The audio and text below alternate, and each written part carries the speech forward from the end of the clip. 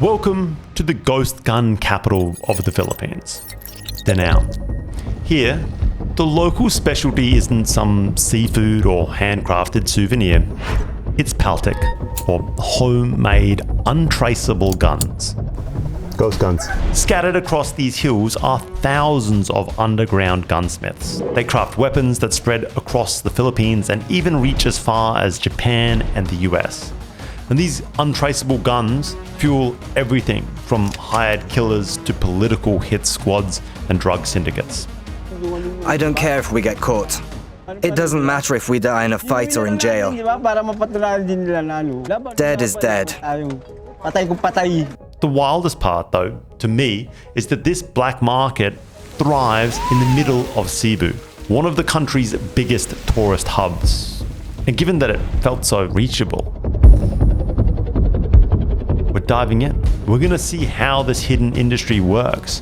I'm gonna head into the mountains and try and turn a chunk of rusty ass scrap metal into a completely working firearm, all within the day. And if everything goes to plan, we're gonna fire it before the day's even out.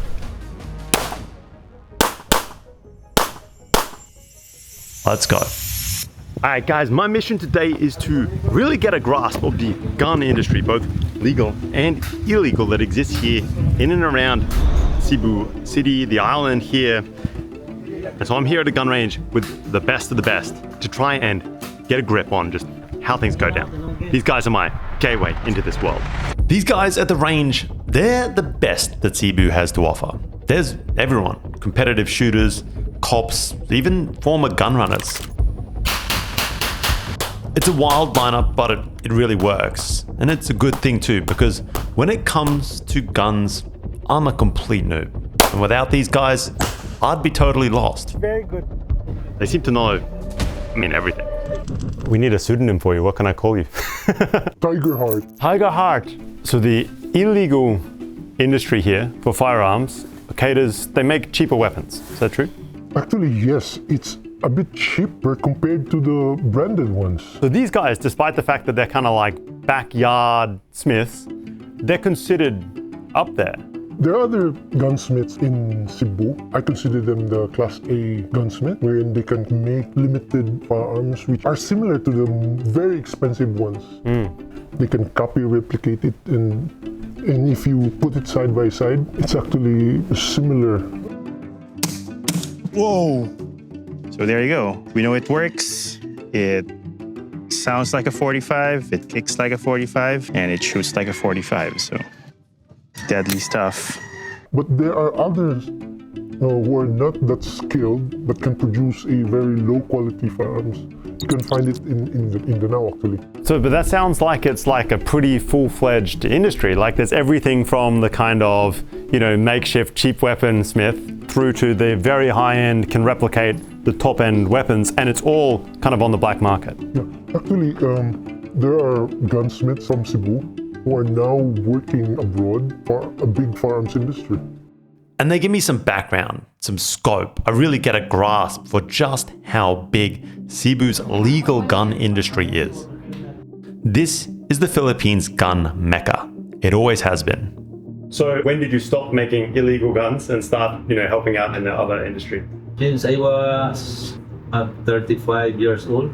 So now you're a gunsmith. Do you need a license to work legally? Yeah. Was it hard to get or not? It's very difficult, sir. Very difficult. What do you have to do? Because of financial It costs a lot to get. problem. Yeah. So to become a legal gunsmith, it's very expensive. Very expensive. Wow. More than $1 million. More than $1 million? Yeah. Wow. That's crazy, man.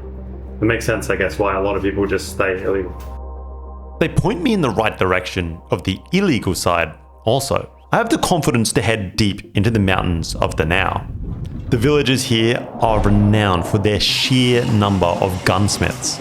Around 2,000 gunsmiths quietly work away in these mountains, and more than 20% of Danao's entire population depends on this trade. Think about that for a second. More than 1 in 5 locals are tied up in manufacturing ghost guns. And it's not that small scale. At its peak, these hills produced over 10,000 firearms every single month. Alright guys, this might be one of the craziest things I think I've ever done. We are deep in the mountains of God knows where, Danao, and the goal is to make some rather illegal weapons. And it's not long before I'm pulling into a household. Alright guys, we've sort of made it to the top of this like mountainside camp out that looks just like every other Filipino countryside mountain dwelling that I've come across. But here they have a real density of these local makers.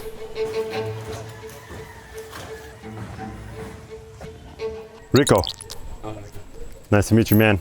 So, I guess today we're making a gun? Okay. The craziest thing to me though is that we're starting out with just a single sheet of steel. That's it. This rusty ass piece of metal is all we really need to start building out this gun. Hi guys, we're kicking things off right away, and I mean instantly the thing that stands out to me is just how bare bones this tiny little workshop is. There is no advanced machinery, no CNCs, no anything. It's files, hammers, there's one drill press in the corner, and with just that and some knowledge, we're going to be able to turn out a pretty complete weapon. All the measurements, it turns out, are completely memorized. Our smith, he doesn't use patterns, no guides, just years and years of experience. He's been making these things since he was a kid. Here's roughly how it came to be. Filipino guerrillas fighting the Japanese forces during World War II needed weapons. So locals, they got creative and they turned scrap metal into working guns with minimal tools. And trust me, to this day, these guys don't need much in the way of tooling. And when the war ended, these skills, they vanished from much of the Philippines. But in Danao, it stuck around. These guys adapted, and by the 1960s, Danao was famous nationwide for expertly crafting a whole bunch of guns, but notably replicas of the Colt 45 pistol. Are the guns all the same template? Like it's all made for the same sort of design? No, it's different. It depends on the order. They have one is a Magwheel, Mark IV, 1911. And what's their favorite gun? Ano yung pinaka-common nga o gina-order? 1911.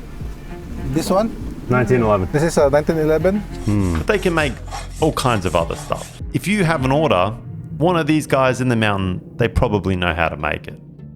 It says made in USA. Made in Danao. It's made in Danao. You know, this would usually be the bit where I'd be like laying out an instructional, kind of like walking you guys step by step through the process, which I'm pretty sure is against YouTube's terms of service and might even get me arrested. Maybe not the arrested bit, but I'm sure this video would get demonetized. So I don't really know what to say. Right now he's filing stuff. You guys don't get the walkthrough. And things move pretty quickly. After just hours and hours of grinding off rust and banging things into shape, it's finally time to fire up the welder that's right next to the pig pen, of course. Oh, guys, that is so hot, I'm telling you. And it is crazy to me. Oh my God, I can barely freaking hold this thing, it's dumb. It's crazy to me just how quickly, I'm gonna put this down. Done my day. It is crazy to me just how quickly we are ending up with something that sort of kind of looks like a gun handle. And shit, I feel like I could have done this in high school. Just way more basic than I would have thought. Then it's back to the workshop for more hours and hours of filing. And honestly, I'm starting to get the drift. This gig boils down to two main things. One, knowing what you're doing, and two, having a borderline insane level of patience for hand filing and sawing. You know what I'm starting to realize? That this job largely is like an absolute ton of filing, cross-checking, manually checking if it's smooth. There's no blueprints, no templates, no measurements written down at all. It's just in his head, straight up muscle memory. But down a couple of tools, we need to take a short trek through the jungle to the neighbor's place, which of course just happens to be another gunsmith. Hey guys. We need to borrow a couple of mystery tools and kind of take over his workshop a little bit. And thankfully, he just doesn't mind because Yeah, I mean, I wouldn't go so far as to call these guys a cooperative, but there's definitely a strong sense of community here. They're all here to help each other out. They've got the real tools here also. Power tools that really matter if you're trying to save time. The stuff that's not all that optional when you're trying to build a gun. Guys, check just like how much stock removal there is here. Like, there's just like mountains of steel dust. That is crazy. They are really taking this gun down. Like, it started pretty wide, now it's getting pretty realistic. And these guys are at it too. They're grinding, drilling, but before long, we've got something that is definitely looking kind of like a gun. And once the slide goes into place, things are really starting to take shape. Somehow, unbelievably, that rusty ass piece of metal is starting to look a whole lot like a Colt 45. Today, there's a steady market for these guns, and it's driven by this wide range of customers. There's the bad guys, the hired killers, the political hit squads, the drug syndicates, but surprisingly, a big chunk of the buyers are just ordinary citizens that are tired of dealing with the really expensive, tedious nightmare of legal gun ownership in the Philippines. Do you mind if I ask, like, how did you get into this world? Because I understand now you work in the kind of legal side of things, but it wasn't always that way. Yes, actually, when I was younger, I used to purchase firearms and sell it illegally. Then when I joined the shooting community 15, 16, 17 years ago, I got licensed. So you were essentially like a gun runner. But because there are people who want to own the cheaper firearms. Yes. You were a middleman. Maybe. I mean, but you were able to transition to something within the same industry to the legal side of things. Yes, because I can't stand anymore selling those to people. Yeah. I advise them to just go have your license. Yeah. Be a licensed citizen, a responsible firearm owner. If you buy a gun, how long does it take to come? Because gun ban, so maybe almost 6 months. Because And without the gun ban, how long would it take? we give to our client 2 months. What is your most popular gun that people buy here? Actually, sir, we are the Glock and the Taurus. The Glock 17, Glock 19, this 19X, and it's depend upon the client, sir, what they want. And these are the prices, about 50,000? Yeah, this is the prices, but And 30,000. then we add 6,500 for the license fee. Got it. How much do they get paid for each gun? Pila the bayad na napapayad to armas. It's between 6,000 and 12,000, depends on the quality of the firearm. How many guns can they make in like a week or a month? Pila ka armas na mahimo, sir? Mga duha. They can make at least 1 or 2 1 or 2 a week? in a month. In a month. It's just far quicker and easier and way cheaper to get an untraceable weapon from Danao. And if you feel like your family's safety is dependent on it, you're going to pick one of these things up. And who are the orders coming from? Like, where are these guns going? They're bought locally, or they know who buys it? Kinsa daw kapalit ani sa inyo kasi yung mga customer. We don't know the customers, it's just an order, so it goes through someone ordering through us. And it goes to Danao proper. We don't know who orders, who paid, how much they paid. Law enforcement does try to shut this place down. Is he scared? Is he worried about getting busted by the police at all? Yeah, we're so scared, no? There's a police, we run away. Where do you run?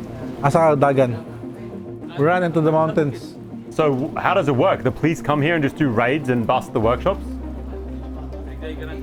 The police would come and swoop in here, so they would be arrest made, but they run into the mountains. How many times has that happened? Kapila na mo na raid dire. Yeah, last year there were 2 raids here. 2 raids.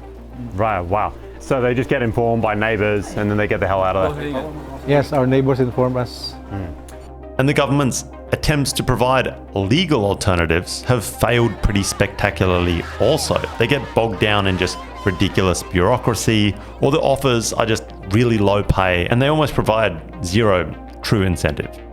Back at the home base, and the slide just needs a few more details. The grooves to help with the racking, cocking, whatever the right term is. Alright guys, no specifics yet again, but you know, a little bit of bending, grinding, polishing, borrowing the neighbor's machinery. And yeah, you get something that I think is called the slide. Gun nerds, don't kill me in the comments if I am incorrect. And eventually, We hit the point where it's seemingly all about trial and error and feel. We're trying to get those parts to line up smoothly, no jamming, just that clean, satisfying click where everything lines up. There are, of course, the small parts or the internals. These have already been made before I showed up. And to my surprise, even these are entirely done by hand.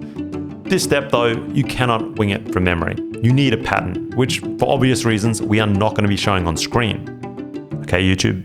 I think one of the really impressive things to me is that all of this is achievable up here in the mountaintops with such a small amount of machinery. Really, the grinder and the drill press are the only two mechanized tools that they're using. In fact, when we asked what is the hardest bit, he let us know that it was anything involving the sawing, because they just don't have a sort of automatic way to do the hacksawing.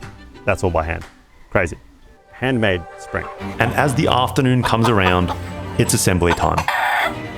Parts go in at just record speed. There's hammering, screwing, sliding into place. Everything lands with that crisp click that says, yeah, this thing, it fits right. And sure, there's a little bit of tweaking here and there that's needed, but before you know it, we're dry firing.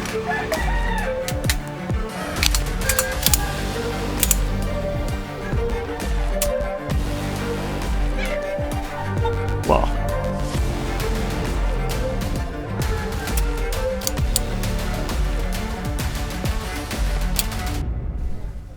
Ghost guns. That's wild.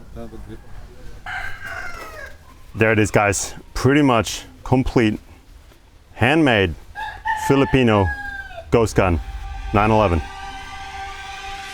We might have gone a little bit overboard with the grooves. These things they're pretty sharp. All right, so before you can sell these things, you gotta test it, right?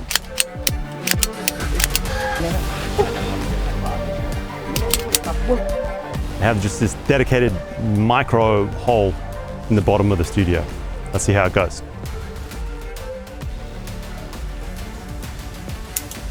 All right, first one. It's a dud. Second one. Boom. So there it is, guys. A completely finished Filipino ghost gun. And I mean, quite honestly, holding it, it's real clear this thing's gonna do the job. Finishing on it, I mean, it's not super smooth. You can feel the rough edges. The grip has some serious bite. But man, if that's not a pretty well done weapon, then I don't know what is. And in a weird way, after visiting, I'm kinda sympathetic to these guys. Most of these gunsmiths here are second, third, fourth generation craftsmen. They've been making these things since they were kids. When did you start making guns? How old? Since I am 13 years old. 13 years old? Yeah. Wow. Who taught you how to make guns? You just learned? Father. Your father also made guns? Yeah, before. I see. It's not just their job, it's their heritage. It's been passed down from their fathers' fathers. Gunsmithing, it's not just economic survival here. It's part of the local identity. How do most people here learn how to do it? Do they just learn from friends, neighbors, fathers? We don't really know the history. We don't really know the whole history for this. But when we were growing up, it's already here. So we learn how to do it. We apprentice, we try to make it, and then we become gunsmith. That's crazy. He learned this when he got married. He got married to a local woman from here. And when he came here, he was able to do an apprentice from someone from other place. And he learned by doing it, by watching them. And then he was able to produce his own gun. Does he enjoy it? Does he enjoy the work? There's some sort of rewarding feeling because I was able to learn how to do it and I'm able to produce on my own. That's the kind of rewarding feeling. Do you think that children here would I would not allow my children, if I have a son, I would not allow him to do this kind of job and skills, but I cannot speak for the other children of people here. But the fallout from Danao's guns reaches way beyond this little city. They are used in political assassinations, in drug wars, in election violence, and in extrajudicial killings all across the country. And this stuff is surprisingly common even today. Upwards of 80% of gun crimes in the Philippines are committed with unregistered weapons. And how many of those come out of Danao? I don't know. These things are untraceable. But what we do know is that they've turned up even abroad. They end up in the hands of gangsters in Japan and the US. As far as I know, I bought it from an Asian. A Filipino. It is kind of a scary industry. And what about the legal route to do this? Like, has he ever thought about trying to become a legal gunsmith in Cebu and Danao. Yeah. Nabay, nisangko pa si mga pangutok nga, ano man. So right now, there's no legal pathway for them. Really? Yeah, so that's why he wants to stop. So what's your plan going forward? So are you planning to just wind down bit by bit? Ano sa imong plano sa kaugmaon ninyo? I'm planning to stop as I'm tired of running away from authorities. And so what's the end game here? How do we wrap it up? Using force hasn't, and I think just won't fix this problem. There's too much poverty, no decent jobs. There's a deeply held tradition that keeps this business just thriving here. And the craftsmen, when I talk to them, they want a way out, but the government just hasn't offered them any practical alternatives. What does he think the future is for the gunsmiths here? Does he think everyone will stop, or there will always be demand, and so there will always be someone willing to do it? Kamo dere, sa inyong opinion dere, inyong opinion about sa inyong it could have been better if we get legalized. That would be the ideal situation. Seems a shame that you have this legacy of gunsmiths here that have a skill set, that are being forced almost to sell things illegally.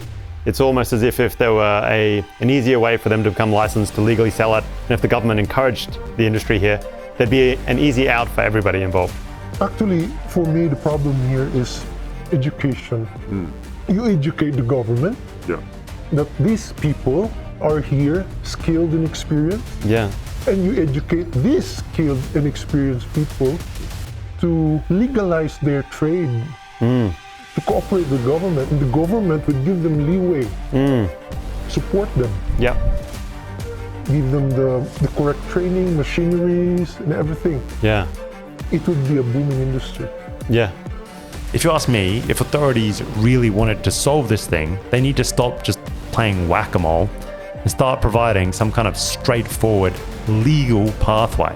Until then, these Danao gunsmiths, they're just going to keep hammering away.